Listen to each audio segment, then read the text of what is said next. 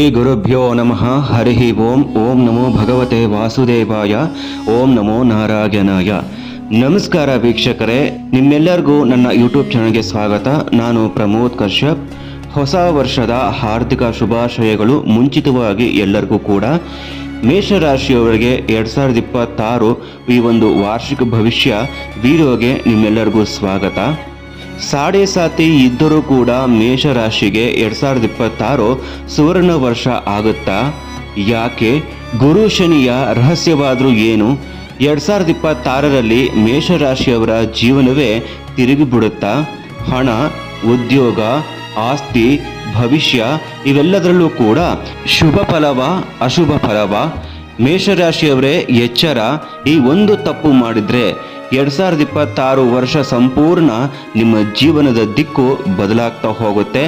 ಗುರು 4ನೇ ಮನೆಗೆ ಬಂದಾಗ ಮೇಷರಾಶಿಗೆ ಏನಾಗ್ಬೋದು? ಈ ಬಗ್ಗೆ ಶಾಸ್ತ್ರ ಏನು ಹೇಳಿದೆ? 2026 ಮೇಷರಾಶಿ ಭವಿಷ್ಯ, ಬ್ಯಾಂಕ್ ಬ್ಯಾಲೆನ್ಸ್ ಏರಿಕೆ ಆಗುತ್ತಾ? ಜಾಬ್ ಚೇಂಜ್, ರಾಜಯೋಗ ಇವೆಲ್ಲದರ ಬಗ್ಗೆ ಸಂಪೂರ್ಣ ವಿವರ ನಾನು ಕೊಡ್ತಾ ಹೋಗ್ತೀನಿ. ವಿಡಿಯೋನ ಕೊನೆ ತನಕ ನೋಡಿ. ನನ್ನ ಚಾನಲ್ಗೆ ಯಾರ್ಯಾರು ಸಬ್ಸ್ಕ್ರೈಬ್ ಮಾಡ್ಕೊಂಡಿಲ್ಲ ಸಬ್ಸ್ಕ್ರೈಬ್ ಮಾಡ್ಕೊಳ್ಳಿ, ಶೇರ್ ಮಾಡಿ, ಲೈಕ್ ಮಾಡಿ ಅಂತ ಹೇಳ್ತಾ ವಿಡಿಯೋನ ನಾನೀಗ ಪ್ರಾರಂಭ ಮಾಡ್ತಾ ಇದ್ದೀನಿ. ಮೇಷರಾಶಿ ವಾರ್ಷಿಕ ಭವಿಷ್ಯ 2026 ನೂತನ ವರ್ಷದ ವಾರ್ಷಿಕ ಭವಿಷ್ಯ ಕಾರ್ಯಕ್ರಮಕ್ಕೆ ನಿಮ್ಮೆಲ್ಲರಿಗೂ ಮತ್ತೊಮ್ಮೆ ಸ್ವಾಗತ. ನಮಸ್ಕಾರ ಪ್ರಿಯ ವೀಕ್ಷಕರೇ, ನಿಮ್ಮೆಲ್ಲರಿಗೂ ಹೃದಯಪೂರ್ವಕವಾದ ನಮಸ್ಕಾರಗಳು.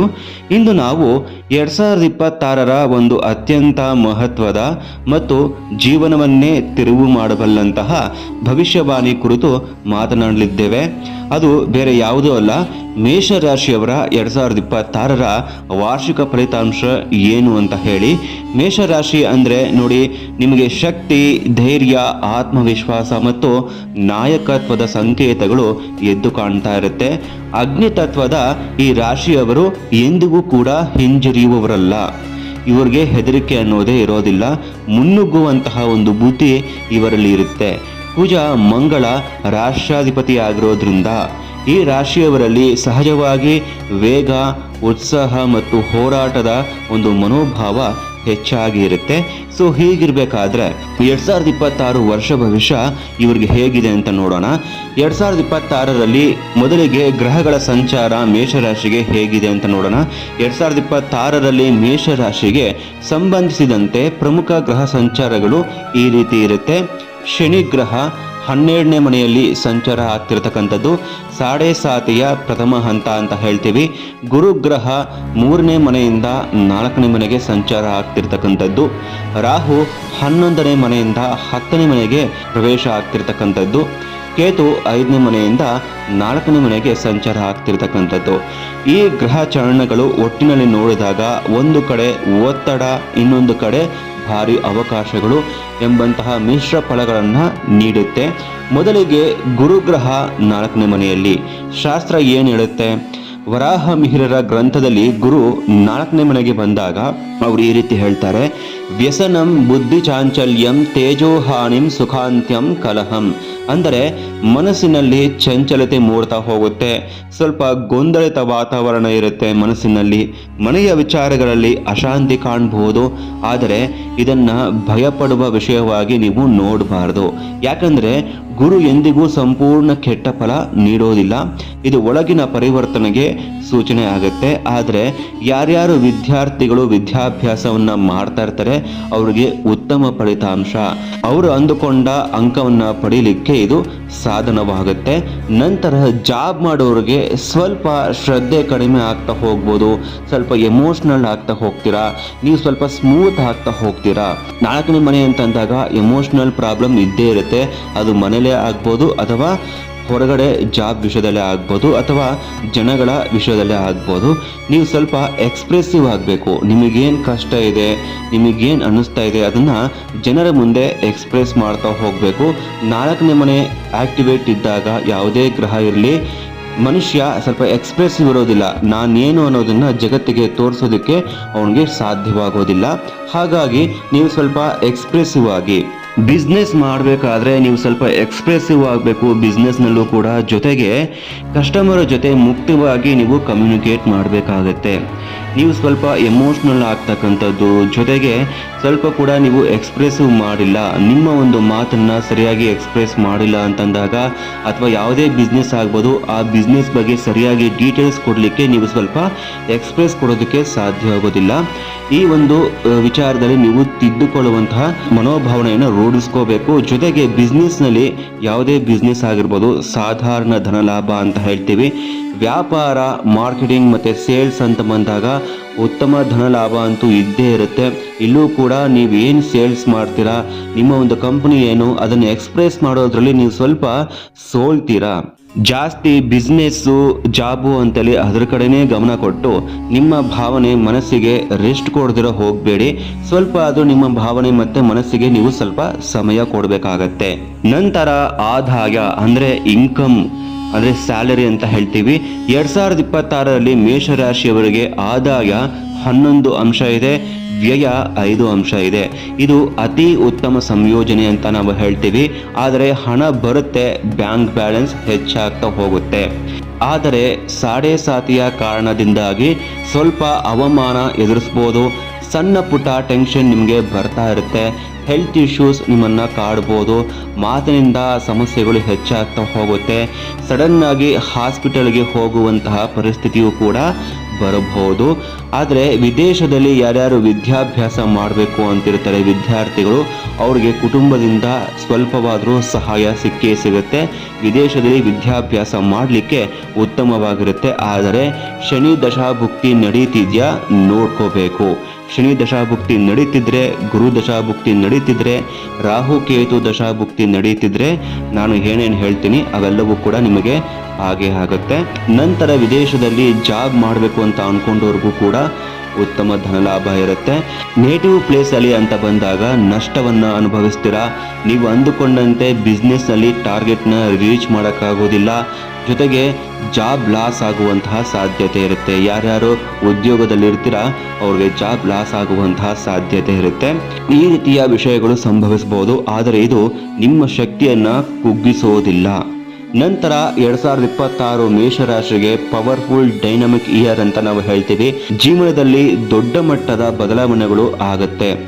ವೃತ್ತಿಯಲ್ಲಿ ಹೊಸ ದಿಕ್ಕು ಬರುತ್ತೆ. ಆರ್ಥಿಕವಾಗಿ ಬೆಳವಣಿಗೆ, ಆತ್ಮವಿಶ್ವಾಸದ ಏರಿಕೆ ಅಂತ ಹೇಳ್ತೀವಿ. ಗುರುವಿನ ಒಂದು ಗುರುತ್ವ ಜೊತೆಗೆ ಶನಿಯ ಒಂದು ಪರೀಕ್ಷೆ ಇವೆಲ್ಲವೂ ಸೇರಿದಾಗ ವೃತ್ತಿಯಲ್ಲಿ ಹೊಸ ದಿಕ್ಕು ನಿಮಗೆ ಬರಲೇಬೇಕು. ಆರ್ಥಿಕವಾಗಿ ಬೆಳವಣಿಗೆಯನ್ನು ಕೂಡ ನೀವು ಕಾಣ್ತೀರಾ. ನಿಮ್ಮನ್ನು ನೀವು ತಿದ್ದುಕೊಂಡಾಗ ಆತ್ಮವಿಶ್ವಾಸದಲ್ಲಿ ಏರಿಕೆ ಹಾಗೆ ಆಗುತ್ತೆ. ಶನಿ 12ನೇ ಮನೆಯಲ್ಲಿ ಇರೋದ್ರಿಂದ ಖರ್ಚುಗಳು ಹೆಚ್ಚಾಗ್ತಾ ಹೋಗುತ್ತೆ. ನಿದ್ರೆಯಲ್ಲಿ ಸ್ವಲ್ಪ ತೊಂದರೆ ಆಗ್ಬೋದು. ವಿದೇಶ ಸಂಪರ್ಕಗಳು ಹೆಚ್ಚಾಗ್ತಾ ಹೋಗುತ್ತೆ. ಬಿಸ್ನೆಸ್ಸಲ್ಲಿ ಯಾರ್ಯಾರು ಇರ್ತೀರಾ ಫಾರಿನ್ ಕಂಟ್ರಿಯಿಂದ ನೀವು ಸಂಪರ್ಕಗಳನ್ನ ಹೆಚ್ಚಾಗಿ ಮಾಡಿಕೊಂಡು ಬಿಸ್ನೆಸ್ಸನ್ನು ನೀವು ಮಾಡಬೇಕಾಗತ್ತೆ. ಆದರೆ ಶಿಸ್ತು, ತಾಳ್ಮೆ ಇದ್ದಾಗ ಮಾತ್ರ, ಜೊತೆಗೆ ನೀವು ಆಧ್ಯಾತ್ಮಿಕದಲ್ಲಿ ಇದ್ದಾಗ ಮಾತ್ರ ಶನಿ ನಿಮ್ಮನ್ನು ಎತ್ತರಕ್ಕೆ ಕರೆದೊಯ್ತಾನೆ. ಇಲ್ಲ ಅಂತಂದಾಗ ಪರೀಕ್ಷೆಗಳು ನೀವು ಎದುರಿಸ್ತಾನೆ ಇರಬೇಕಾಗತ್ತೆ. ನಂತರ ಮಹಿಳೆಯರಿಗೆ ಮತ್ತು ಉದ್ಯೋಗಿಗಳಿಗೆ ಶುಭ ಸೂಚನೆ. 2026ರಲ್ಲಿ ಮಹಿಳೆಯರಿಗೆ ಉದ್ಯೋಗ ಯೋಗ, ವಿವಾಹ ವಿಚಾರಗಳಲ್ಲಿ ಶುಭ ಫಲ, ತಂದೆ ತಾಯಿಗಳ ಆಶೀರ್ವಾದ, ಕುಟುಂಬದ ಬೆಂಬಲವೂ ಕೂಡ ಇರುತ್ತೆ. ಉದ್ಯೋಗದಲ್ಲಿ ಯಾರ್ಯಾರು ಇರ್ತಾರೆ ಪ್ರಮೋಷನ್ ಸಿಗುತ್ತೆ. ಪ್ಯಾಕೇಜ್ ಬದಲಾವಣೆ ಆಗ್ಬೋದು. ಕೆಲವರಿಗೆ ಜಾಬ್ ಚೇಂಜ್ ಆಗ್ಬೋದು. ಆದರೆ ಶನಿ ದಶಾಭುಕ್ತಿ ನಡೀತಿದ್ದಾಗ ನೀವು ಸ್ವಲ್ಪ ಎಚ್ಚರ ವಹಿಸಬೇಕು. ರಾಹು 10ನೇ ಮನೆಗೆ ಬಂದಾಗ ಕೆಲಸದಲ್ಲಿ ಒತ್ತಡ ಹೆಚ್ಚಾಗ್ಬೋದು. ಮೇಲಧಿಕಾರಿಗಳ ಜೊತೆ ಎಚ್ಚರ ಅಗತ್ಯ ಇರುತ್ತೆ. ಆದರೆ ಜಾಬ್ ವಿಚಾರದಲ್ಲಿ ರಾಹು ದಶಾಭುಕ್ತಿ ನಡೀತಿತ್ತು ಅಂತಂದಾಗ 10ನೇ ಮನೆಯಲ್ಲಿದ್ದಾಗ ನೇಮ್ ಅಂಡ್ ಫೇಮು, ನೀವು ಹೆಸರನ್ನು ಪಡ್ಕೊಳ್ತೀರಾ. ಜೊತೆಗೆ ಪ್ರಮೋಷನ್ ಕೂಡ ಸಿಕ್ಕೇ ಸಿಗುತ್ತೆ. ಉದ್ಯಮ, ವ್ಯಾಪಾರ, ಟೆಕ್ನಿಕಲ್ ಫೀಲ್ಡು ಅಂತ ಬಂದಾಗ ಈ ವರ್ಷ ವಿಶೇಷವಾಗಿ ಲಾಭವಾಗುವ ಕ್ಷೇತ್ರಗಳು ಆನ್ಲೈನ್ ಬಿಸ್ನೆಸ್ ಆಗಿರ್ಬೋದು, ಟೆಕ್ನಾಲಜಿ ಆಗಿರ್ಬೋದು, networking, software, MNC, science and research ಈ ಓರಿಯೆಂಟೆಡ್ ಜಾಬು ಬಿಸ್ನೆಸ್ಸಲ್ಲಿ ಉದ್ಯಮಿಗಳಿಗೆ ಹೊಸ ಒಪ್ಪಂದಗಳು, ವಿದೇಶಿ ಸಂಪರ್ಕ, ಲಾಭದ ವರ್ಷ ಅಂತ ನಾವು ಹೇಳ್ತೀವಿ. ಆಸ್ತಿ, ಮನೆ, ಭೂಮಿ ನೋಡಿ 2026ರಲ್ಲಿ ಮೇಷರಾಶಿಯವರಿಗೆ ಆಸ್ತಿ, ಮನೆ, ಭೂಮಿ ಅಂತ ಬಂದಾಗ ಮನೆ ಕಟ್ಟುವ ಯೋಗ ಇರುತ್ತೆ. ಭೂಮಿ ಖರೀದಿಯ ಒಂದು ಯೋಗವೂ ಕೂಡ ಇದೆ. ಆಸ್ತಿ ವಿವಾದಗಳು ಇತ್ಯರ್ಥ ಆಗುತ್ತೆ. ಆದರೆ ಇಲ್ಲಿ ಶನಿ 12ರಲ್ಲಿ ಇರೋದ್ರಿಂದ ದಶಾಭುಕ್ತಿ ನಡೀತಿದ್ರೆ ಮಾತ್ರ ನೋಡ್ಕೊಳ್ಳಿ. ಶನಿ 12ನೇ ಮನೆಯಲ್ಲಿ ಇರೋದ್ರಿಂದ ತುಂಬ ಖರ್ಚುಗಳು ನೀವು ಜಾಸ್ತಿ ಮಾಡಬೇಕಾಗತ್ತೆ ಮನೆ ಕಟ್ಟುವ ವಿಚಾರದಲ್ಲಿ. ಜೊತೆಗೆ ಫ್ಯಾಮಿಲಿಯಿಂದ ನಿಮಗೆ ಯಾವುದೇ ರೀತಿ ಸಹಾಯ ಸಹಕಾರ ಸಿಗೋದಿಲ್ಲ, ಲೋನ್ ಆಗುವ ಸಾಧ್ಯತೆ ಇರುತ್ತೆ. ನೀವು ನಿರೀಕ್ಷಿಸದೇ ಇರುವ ರೀತಿಯಲ್ಲಿ ಅದೃಷ್ಟ ಸಹಾಯ ಮಾಡುತ್ತೆ. ಆದರೆ ಶನಿಯ ಒಂದು ಆಧ್ಯಾತ್ಮಿಕತೆ, ಡಿಸಿಪ್ಲೈನು, ಶ್ರದ್ಧೆ ಏನಿದೆ ಅದನ್ನು ನೀವು ಬೆಳೆಸ್ಕೊಳ್ಳೇಬೇಕು. ನಂತರ ವಿದ್ಯಾರ್ಥಿಗಳು ಮತ್ತು ಮಕ್ಕಳು ವಿದ್ಯಾಭ್ಯಾಸದಲ್ಲಿ ಉತ್ತಮ ಫಲಿತಾಂಶ. ಅಫ್ಕೋರ್ಸ್ ಗುರು 4ನೇ ಮನೆಯಲ್ಲೇ ಇರೋದ್ರಿಂದ ಖಂಡಿತವಾಗಿಯೂ ಉತ್ತಮ ಫಲಿತಾಂಶವನ್ನು ವಿದ್ಯಾರ್ಥಿಗಳು ಪಡ್ಕೊಳ್ತಾರೆ. ಮಕ್ಕಳಿಂದ ಕೀರ್ತಿ ಪ್ರತಿಷ್ಠೆ. 2026 ಅಕ್ಟೋಬರ್ 31ರ ನಂತರ ಗುರು ಸಿಂಹ ರಾಶಿಗೆ ಬಂದ ಮೇಲೆ ಮಕ್ಕಳ ಭಾಗ್ಯ ಇನ್ನಷ್ಟು ಬೆಳಕು ಕಾಣುತ್ತೆ. ಆರೋಗ್ಯ ವಿಚಾರದಲ್ಲಿ ನೋಡಬೇಕು ಅಂತಂದಾಗ ಒಟ್ಟಿನಲ್ಲಿ ಆರೋಗ್ಯ ಚೆನ್ನಾಗಿರುತ್ತೆ. ಆದರೆ ವರ್ಷದ ಮಧ್ಯಭಾಗದಲ್ಲಿ ಸಣ್ಣ ಪುಟ್ಟ ಸಮಸ್ಯೆಗಳು, ನಿದ್ರಾಭಂಗ, ಮಾನಸಿಕ ಒತ್ತಡ ಆಗುವಂತಹ ಸಾಧ್ಯತೆ ಇರುತ್ತೆ. ಇಂತಹ ಸಂದರ್ಭದಲ್ಲಿ ನಿಮ್ಮನ್ನು ಕಾಪಾಡೋದು ಧ್ಯಾನ, ಜಪ, ಯೋಗದಿಂದ ಸುಧಾರಿಸ್ಬೋದು. ಯಜ್ಞಾನಾಂ ಜಪ ಯಜ್ಞೋಸ್ಮಿ ಅಂದರೆ ಭಗವದ್ಗೀತೆಯಲ್ಲಿ ಶ್ರೀಕೃಷ್ಣನು ಹೇಳಿದ ಹಾಗೆ ಎಲ್ಲ ದೇವತಾ ಕಾರ್ಯಗಳಲ್ಲಿ ಜಪಯಜ್ಞವೇ ಶ್ರೇಷ್ಠ ಅಂತ ಹೇಳಿ ಜಪವನ್ನು ಮಾಡಿದಾಗ ಕಿವಿಯಿಂದ ನಾವು ಕೇಳಿಸ್ಕೊಳ್ತೀವಿ, ನಾಲ್ಗೆಯಿಂದ ಭಗವಂತ ನಾಮವನ್ನು ಜಪ ಮಾಡ್ತೀವಿ. ಹಾಗಾಗಿ ಜಪಯಜ್ಞ ಶ್ರೇಷ್ಠ ಅಂತ ಹೇಳ್ತೀವಿ. ಧ್ಯಾನವನ್ನು ಕೂಡ ನೀವು ಮಾಡ್ಕೊಳ್ಳೋದ್ರಿಂದ ಈ ಎಲ್ಲ ಸಮಸ್ಯೆಗಳಿಂದ ನೀವು ಪಾರಾಗಲಿಕ್ಕೆ, ಎದುರಿಸೋದಕ್ಕೆ ನಿಮಗೆ ಶಕ್ತಿ ಬರುತ್ತೆ.